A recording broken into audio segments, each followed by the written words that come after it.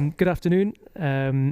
Our next speaker, Adrian Petreanu, is a portfolio manager at Ashmore Group, the London-listed emerging market specialists, known for their quite contrarian positioning in out-of-favor markets. We hold them in our portfolios as quite an opportunistic emerging market debt manager. Adrian has a wealth of experience in this sector. He started his career in 1997, initially as an emerging market local currency sovereign debt trader. He was head of emerging market special situations EMEA at UBS before joining Ashmore 20 years ago.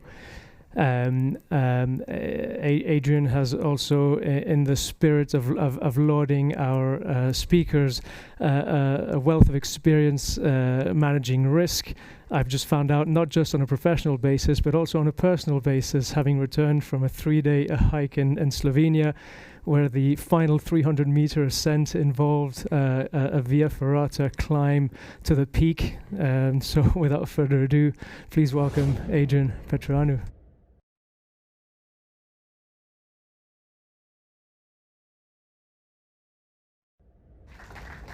Thanks for the introduction. Hello, everyone. It's a pleasure to be here and to speak to such a distinguished audience. I want to speak to you about China and opportunities in China. So I'll start with kind of a bit of a background on kind of what we've seen so far this year and how we are looking at the outlook for the rest of the year. It has been a challenging year, but it has not been a bad year for emerging markets. And I know you're all hearing a lot of kind of bad publicity and bad news about emerging markets and what's happening there. But if you actually look at the performance of the main indices, this has been a positive year for both sovereign and corporate debt. I'm talking here about dollar debt. It's been a positive year for local currency, both FX and rates. And we have seen high yield outperforming investment grade, which actually tells you that people are willing to take risk when appropriately compensated. When things are really, really scary, it's generally that the IG outperforms high yield. But there are also some contradictions in the markets. The bond market is expecting or forecasting a recession. The equity markets strongly believe in a soft landing. Somebody's wrong, somebody's right. I guess the next 6 months or so will show which one of those markets are right indeed. One of the biggest contradictions, though, is coming from China, where we have a lot better growth than last year, possibly twice the growth rate of last year. We have an economy that finally has come out of the very strict COVID restrictions. An economy that had a very strong growth in Q1, and indeed Q2 has been somewhat disappointing.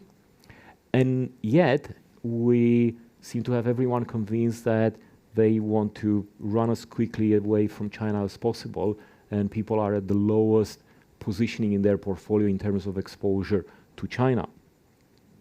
So that is, in our opinion, creating an interesting opportunity, and possibly one of the largest opportunities that I've personally seen in over 20 years I've been in the market. It's definitely the largest dislocation that I've ever seen in my experience.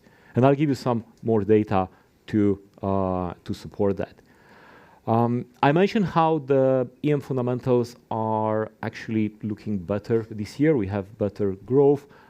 We see also a lot more reform happening, especially in Asia, in Middle East, in some of the African countries. Even in some Latin American countries, we are seeing very strong reforms. I think in here, Brazil has been on quite a good path.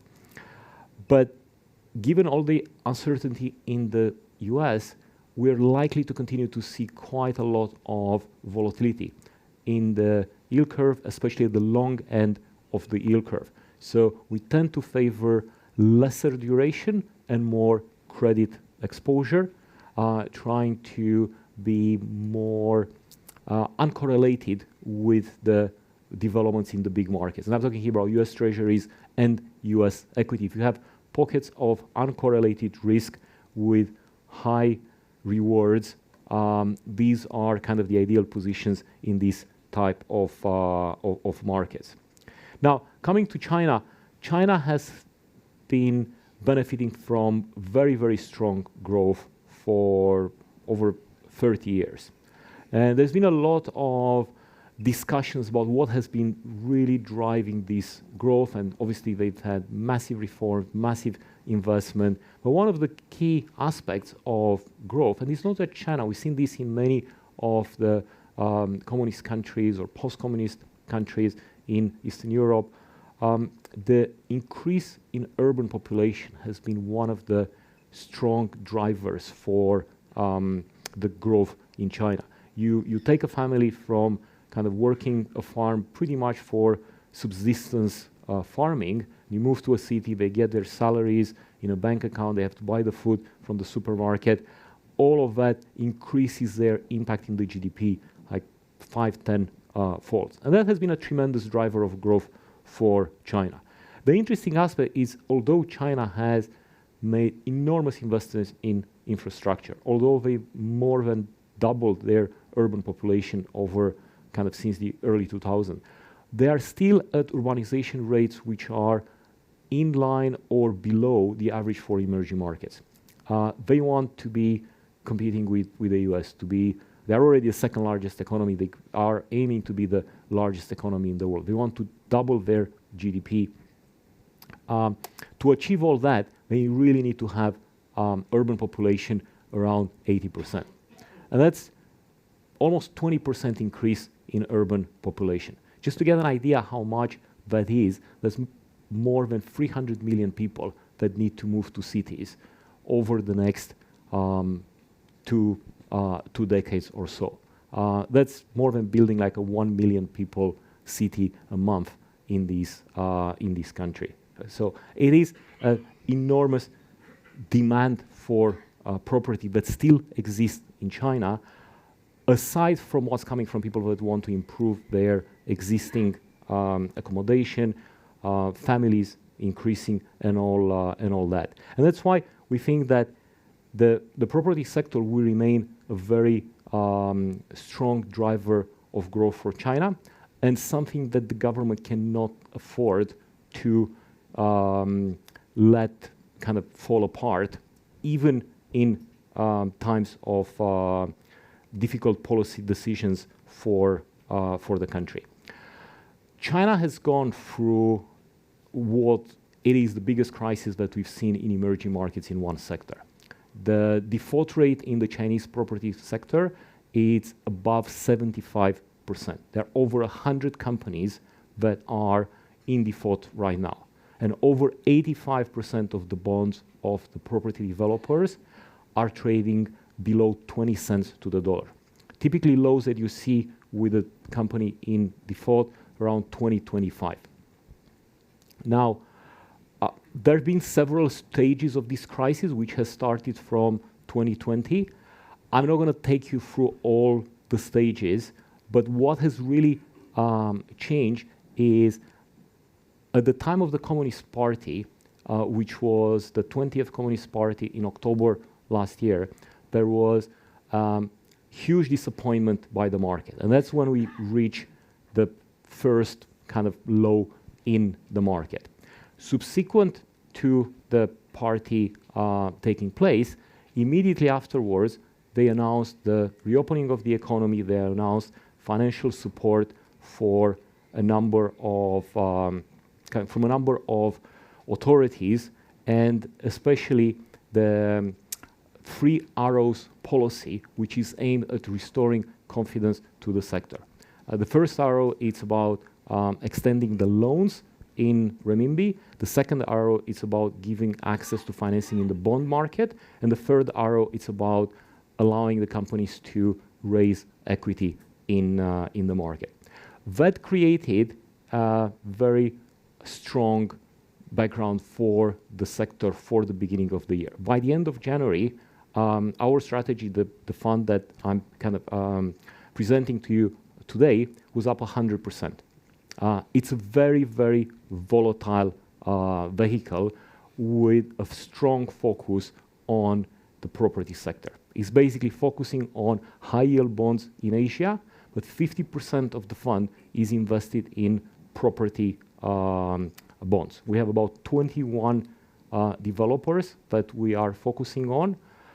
80% of them are in default, and we are working on the restructuring part of the creditors committee. We are typically the kind of senior investor sitting on the steering committee, working with the lawyers and the financial advisors to drive this restructuring. We just announced one successful approval of a restructuring for Sunak, one of the largest property developers, and the first of the fully private negotiated debt restructurings out of the current crisis. We've done debt restructurings before in China. But I wanted to show you how at the end of August, we reached for the second time the low in confidence and valuations for the sector. What this chart shows you, it's especially in the orange or pink, you know, I'm not very good at colors, at the top of the bar, that shows the percentage of the high yield bonds which are priced below 20 cents in the whole market, in the Chinese high yield market. And we reach for the second time the over 80% of the market being priced at below 20 cents. In our portfolio, I mean, these are over 100 companies in there that are in default. In our portfolio, we have 21, and we're continuously reducing this number, and as we get more information and more visibility over the restructure. We have like 25, we have 21 now, probably going to have 18 soon, as we are approaching to the conclusion of these negotiations, and we see who's going to be the kind of the consolidator on the other side of this massive change in the sector. But what I want to leave with you is that the average price at the end of August of all the Chinese high yield bonds that we have in the portfolio was 5.4 cents to the dollar. Now, as I said, not all of these companies are going to be making it on the other side, but the market believes that nobody's going to make it on the other side. And this is the conundrum, if you want, about China. Yes, things are bad.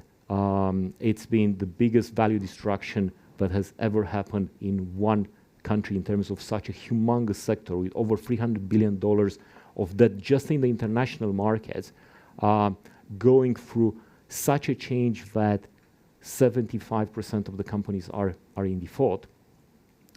But the market believes that nobody's going to make it on the other side, which is not true because of the reasons why I told before how important property remains for China. And by the way, it's about 80% of the wealth of the Chinese people is in property. So really the government cannot afford to let that market crash at a time where they have moved from an export-driven growth to a consumption-driven growth. The reason why you see the equity valuations where they are, the reason why you see consumption not picking up in line with what you've seen in other countries coming out of the pandemic is that the pain to the property is really hurting consumer confidence. The good news is that the government, by the beginning of September, under the pressure or the threat of the second largest property developer, Country Garden, being literally on the brink of defaulting, having missed a coupon in August, this is almost as big as Evergrande in terms of the size of the company. With these guys looking very wobbly, the government have stepped in and have announced the most important set of policies from the beginning of the post-COVID recovery stage. Those announcements are not enough to solve the crisis, but it is the first step in the right direction. If they would have done this a year ago, we would have been in a much better position. But because they waited, they will have to do more. But finally, we see that the government realizes that they need to do more, and the crisis that they created and their policies, especially the monetary tightening during the pandemic, has led to this, needs to be reversed. And what they've done, they have reduced the down payment on property, both for first-time buyers and second-time buyers. This was a policy which was quite unevenly applied across China, now has been standardized across the country. You have a 20% deposit as a first-time buyer, and that used to be 30% deposit, and you have a 30% deposit now for secondary property, which in the past used to be anywhere between 40 to as much as 80% in the bigger cities. One of the developers in the weekend post this announcement sold $800 million of property in one weekend in Beijing. So that shows you how much demand there is there if you give the right economics to the people. They have lowered the mortgage rates by lowering the spread over the reference rate that the banks can charge on the mortgage rate. But they've done it in such a way that the policy applies to all existing mortgages. So that translates to about 40 million households having their mortgages lower by about 0.8%. You don't even have to apply, it automatically can be done by the banks, and the banks have been instructed to lower this. So again, this is great. I wish my bank would get that message, but yeah, not likely. Also, they are relaxing the definition for what a first-time buyer is. To get the lower of the deposit rates on an apartment purchase, you have to be a first-time buyer. And before was first-time buyer is a first-time buyer. Now, first-time buyer is anyone that doesn't have a house and a mortgage at the moment, which about triples the number of families that will qualify to benefit. And we are seeing people kind of upgrading, putting their house for sale and looking to get a bigger one. And if the house sells, they will take a much bigger mortgage with the better terms and getting a better apartment. Already from the beginning of September, we had about a 17% increase in sales across the country. That's quite difference between tier 1 and tier 2 cities, where been higher pickup in sales. Tier 3 cities, a little bit slower there. But things are moving in the right direction. September is definitely going to show the first improvement in sales since February. And October, it's also likely to generate a positive increase in sales on a month-on-month basis. The strategy is up a little bit from the beginning of September, so we're no longer at the lows, but to be honest, that means that we move from 5.4 on average to 5.7 on average. We are up about 5% in this in this month. So the scale of the potential gains that you can get here is massive. We estimate that by the end of all the restructurings that we are involved, we should have a recovery value of around 20 to 25%, with the possibility of getting to around 40 to 50 on a 2-year time frame from the restructuring. It is actually quite common that you get more recovery value after the restructuring was completed than you get from the point and the bonds defaulted to the restructuring. What a restructuring typically does is setting the company on a better financial footing, extending the maturities, doing some debt for equity swap, lowering the coupons, even making the first 2 years as a PIK, a payment in kind coupon, so they don't have to use cash to make payments to support the debt stack, but they can focus the cash on building and delivering on the conversion of the land bank into property, which is really what's going to drive the deleveraging of this company. Needless to say, if you move 50% of the portfolio from being marked at 5 cents to the dollar to 20, which is the lowest range of our estimates, you are looking at like 4x on what it is 50% of the portfolio. But also alongside this portfolio, which is 50% in this one large distress trade, you have 50% of the portfolio in on-the-run bonds that give you about 12% yield. Bonds from Indonesia, India, Malaysia, Mongolia, all Asian high-yield bonds, but give you a carry of about 6% from these bonds. So you still make about 0.5% amount of carry while holding on this distressed opportunity. I had experience running distressed vehicles and distressed funds, and always the biggest pushback I got from investors is, well, I'm going to lock my money for 5 years to participate in this recovery trade. You're not going to pay me anything for 5 years. And that's kind of how distressed trades work. Now, I'm showing you something that's a lot better because you are having daily liquidity, you're getting half of the portfolio paying you a quite good distribution, and that supports your ability to run this other half of the portfolio, which is in the largest dislocation in the market right now. I don't want to convince you that China doesn't have problems. As somebody that I know, economist at one of the large banks in London told me, China, if you look at it, is the country that has the largest problems of any country in EM. Inefficient allocation of capital, very bad communication to investors, sometimes hectic policy changes. But on the other hand, it has developed tools to manage the economy that no other economy has. Central banks in the world dream about having the control that China has over the banking system. Basically, most of the large banks in China are state-owned. Control on capital, control on population. Their tools have been designed to work to solve and to manage those problems.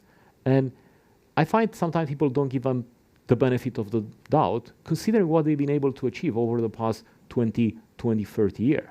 But I'm with you. They have messed up during the pandemic.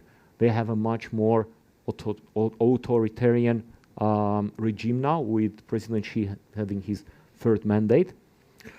But they are growing now at twice the rate that they were doing last year.